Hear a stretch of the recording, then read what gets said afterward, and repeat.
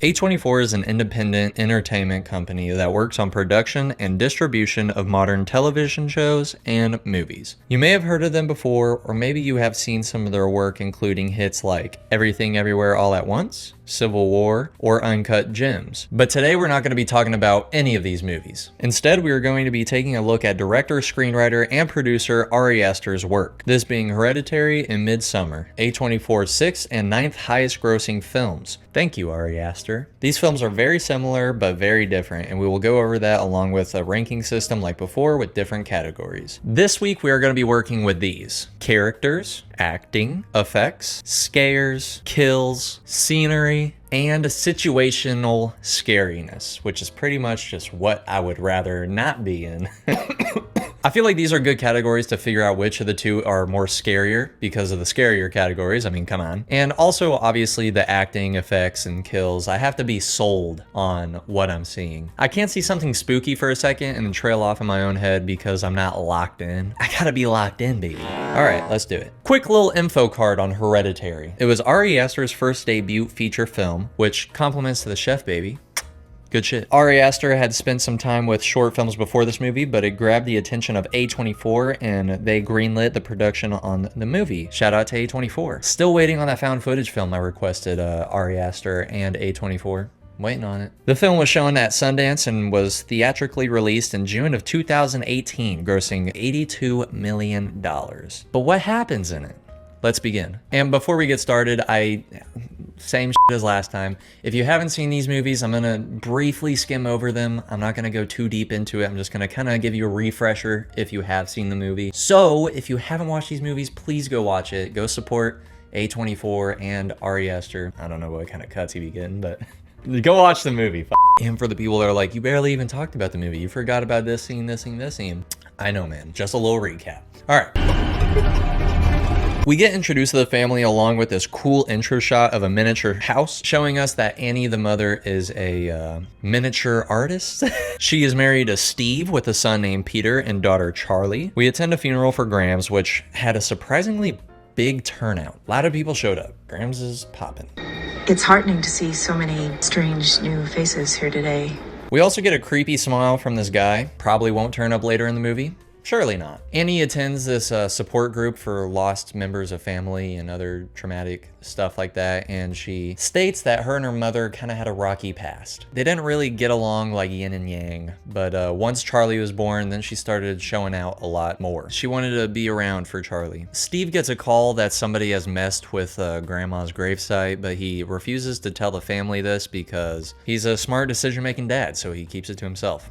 As he should. Peter gets invited to a party and is forced to bring Charlie along since he told his mom that it was just a school little hangout thing. Once we arrive, Charlie sees some cake being prepared and who freaking doesn't like cake? So she takes some, unknowingly that there is peanuts inside of it and she is severely allergic to peanuts. So she runs and tells Peter about this and we rush to get her to a hospital until something jumps out in the road and Peter swerves a car. Unfortunately, during this time, Charlie was gasping for air with her head outside the window, and Peter swerves close to a telephone pole, and it hits Charlie. Peter, refusing to look back at his now decapitated sister, lets his foot off the brake and heads home. Wow. The next morning, Annie finds the body of Charlie and her world crumbles. Following this tragedy, the family seems to be falling apart and struggling. Steve is trying to keep them together, but it is almost seemingly impossible. Just fucking say it! Don't you swear at me, you little shit! Don't you ever raise your voice at me! I am your mother! Annie finds a common trait with someone that she met at the support group, and her name is Joan. Joan unfortunately lost her son, or maybe his grandson. It was one of the two, but she lost one of them. Shit, I probably could have researched this a little bit better. Joan copes with her loss by performing seances, which she tells Annie about. Annie declines, but then thinks about it over time, eventually coming around to the idea. Later that night, Annie tries it out with her family. Charlie possesses Annie and uses her body to communicate. This freaks Peter out, which is a little bit funny. Steve throws water on her to bring her back to, and the following day, Peter experiences some supernatural occurrences. Annie looks into Charlie's old notebook and finds sketches threatening Peter, just common brother-sister love. When she lays the book in the fireplace, it catches her clothes on fire, but stops when she pulls it out. Annie then goes through Grandma's old stuff and finds a book with her and special guest Joan in the mix.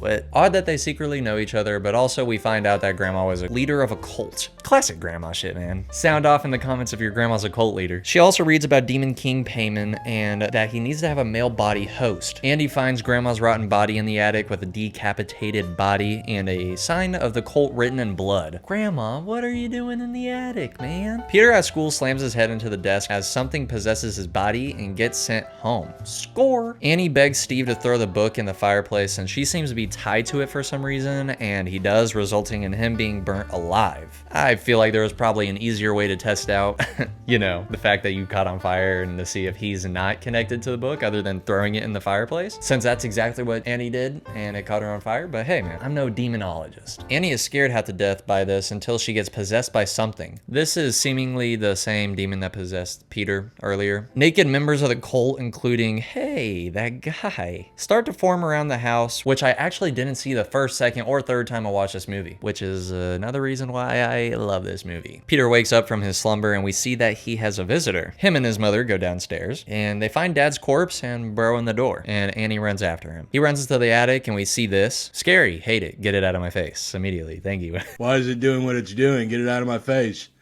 What about buttered sausage? She then takes a piano wire and decapitates herself. I don't know if I can say that on YouTube, so I might be bleeping that. Peter jumps out of the attic window and Charlie possesses his lifeless body. Annie floats to Charlie's treehouse and Peter follows. Inside there is Joan and other members of the cult along with the headless bodies of Annie and Grandma. During this they're worshipping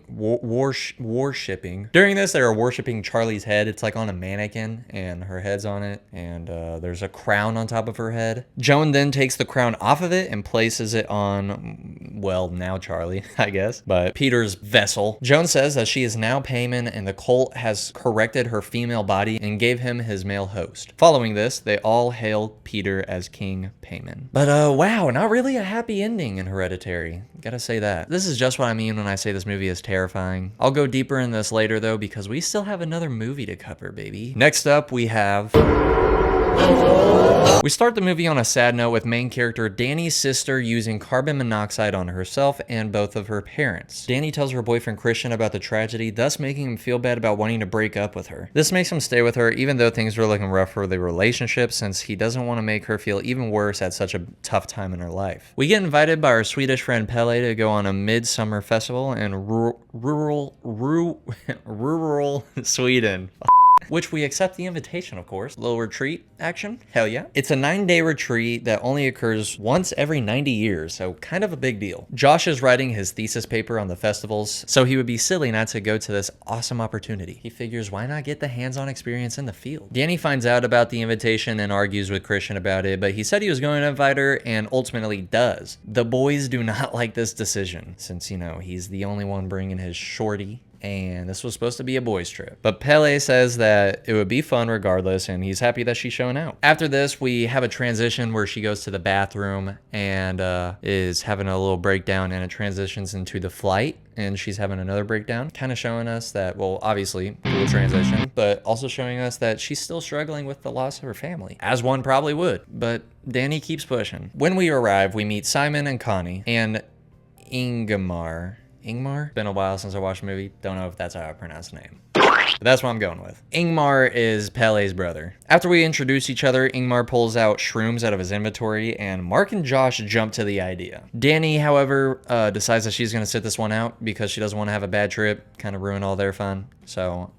understandable. I mean, hey, you do you. She feels bad and decides to take them anyway because she doesn't want to. She's kind of bad with confrontation, so she ends up taking them anyway. I'm just gonna lay down, okay? Yeah, do that. Everybody else lay down. Josh, can you lay down, please? She takes them, and her trip is rudely interrupted by her past family appearing in hallucinations. The next day, we attend a ceremony, but we are not informed about the 2 elderly people jumping off a cliff segment of the show.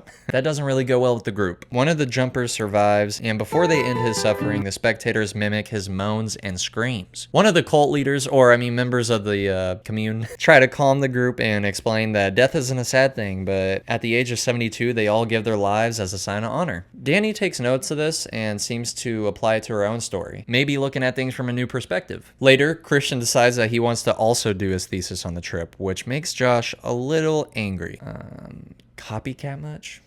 Listen, man, maybe let's try being original. How about that? Danny's still affected by what she saw at the ceremony, wants to leave, but Pele persuades her to stay. He always knows what to say. He tells her that he also experienced a loss in his family due to a fire, and that the members of the commune became his new family. Connie and Simon, however, cannot be persuaded and are driven to a nearby train station. Our buddy Christian is informed about how outsiders are usually taken to a room to, mate. So incest isn't an issue, but he refuses, of course. What?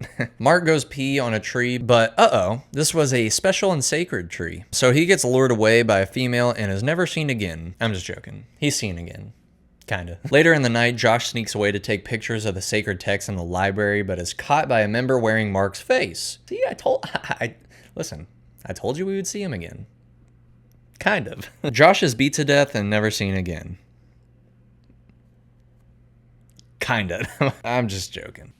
Danny once again is pressured into drinking a hallucinogenic tea along with Christian. After she drinks this, she gets invited to do a ring around the rosy dance kind of thing that they're doing. And she's having a blast. It's nice to see Danny smile. Since she won this competition, Danny is crowned May Queen. Yeah, she seems to be having a blast with new friends, like I said.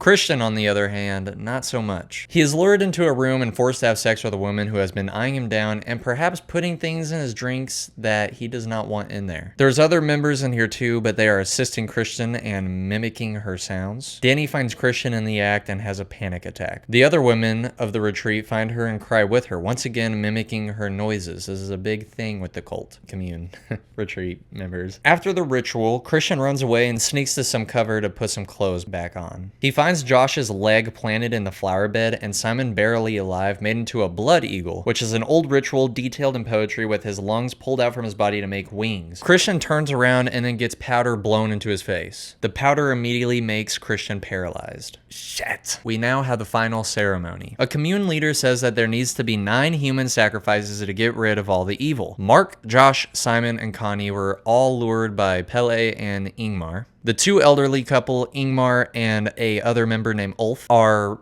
members soon to be also sacrifices. The now May Queen Danny will choose between Christian, who is paralyzed and in a bear that we saw earlier in a cage, or a random commune member. She chooses Christian, showing us that she is fully engulfed in her new family. The barn temple thing that they are in, it gets lit on fire, and the members outside mimic all of the screams. Danny is crying, but ultimately smiles when the temple crumbles to the ground. Now how's that for a bad vacation?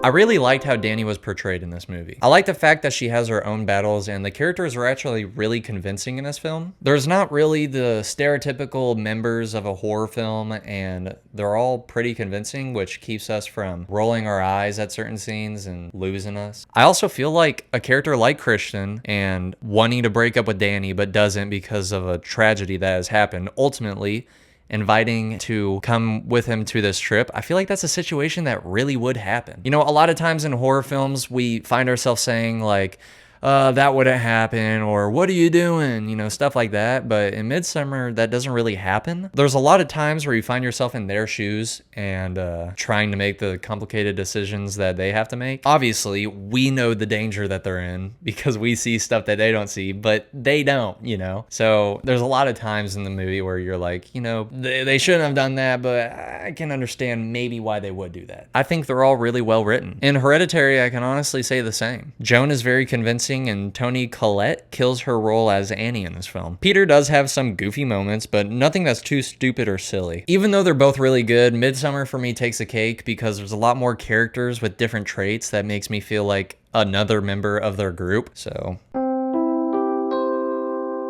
In all honesty, this is just Toni Collette versus Florence Pugh, who both absolutely kill it. To keep things short, I really think that Florence sells the idea that she really is this character, and I don't see any crack in the final product. But when Annie is screaming at Peter at the dinner table, she just perfects that scene. And you can't help but feel like you're just at a friend's house and their mom is yelling at them. You feel the tension in the air, and it's a great scene. Another hard one here. We have Charlie in the telephone pole scene, and the elders jump in scene, and the attic scenes, and the Simon scenes. It's all very gross, and it sells it completely. The practical effects in both films are amazing, but come on, man. The elderly couple jumping, and the mallet, Simon and Mark. Come on, man. It's insane. Easy one right here for me. In Midsommar, it's all psychological, really. There's really only one scene that's like scary, and that's whenever she sees her sister behind her while she's in the outhouse while she's tripping. But other than that, it's all pretty much face value, creepy cult stuff. It's creepy, don't get it twisted, but Hereditary just has one of the most horrifying scenes in movies for me, and that's when Peter wakes up. The mom behind him, the mom in the corner, the headbutt, everything from that point forward is just nuts. The cult members outside of the house in the dark, the stuff that you can barely see, that's my cup of tea. Midsommar has a spooky idea that they're all in the middle of nowhere. They're trapped with no cars in close proximity, no connection to anyone, and no buildings around or nothing. Just them and the commune. Hereditary is a haunting and possessions, and also a similar feel with the house being kind of lonesome, but they can leave if they needed. But me personally, I like the creepiness of the house and like the fact that it's just like a kind of lonely house in the middle of like nowhere. Not Midsommar nowhere, but and just the relatability for me is what sells it. I mean, just possession stuff is just creepy to me, and the fact that she's like crawling on the ceiling and stuff, I don't like that. So the scenery of that just makes it a little bit more spooky. Which situation would I rather not be in? This is kind of similar to the last question, but a lot of people are going to say, you know, Midsommar because you're trapped. You know, you literally have no escape. And I totally get that. I hear you, but hang on. Like in Midsommar, you kind of just have to hope for the best. Hope you don't get got. It's a hard one, but like realistically, what spooks me more is not really the cult members, even though, you know, all of the people that showed up, and most of them like died, like all of them died. Everyone there died other than Danny because she got promoted to freaking queen. But like spooky wise, you know, spookiness, the possession, that's scary, bro. I don't like possessions. I don't like unearthly stuff like that. It spooks me a little bit more. And people crawling, hate that. I hate people crawling. That shit is, I hate that. I would much rather be in a situation with creepy people than a possessed person. Annie on the walls and shit would make me also want to jump out of the window, so there's my answer. I'm sorry. It seems like it can happen to anyone, and that's spooky. Even though, you know, not everyone's grandmothers or cult leaders, but you know, whatever. After watching Hereditary, you went home and you're looking at the corners of your roof and you're spooked, you're scared. In Midsommar, I'm simply just not going to Sweden. That's that. If someone invited me to go to Sweden, I'll be like, hey, thanks for the offer, but I'm good. That's just me, personally. So Hereditary wins. And I kind of already knew that while going into this. Hereditary for me is it's such a spooky film. I love it. It's one of the best of the generation, in my opinion. I think both of them are neck and neck. If they had like overalls, I think like Midsommar has like a 93 overall, and I think Hereditary has a 94. Like they're neck and neck. They're kind of scary for different reasons, which is kind of why Midsommar kind of got, you know, like chopped at the end. Like ideally, you know, Midsommar out in the middle of nowhere. That's kind of a worse situation to be in, but I personally think that Hereditary is more scarier, so I would rather not be in Hereditary. But let me know what you guys think of these two movies. Which one do you think is better? What do you think about the things I said? Comment down below. I read all of them. I respond to almost every single one. Yeah, let me know what you guys think. I will be reading your comment, and thank you to all the people that commented on the last video. Mwah.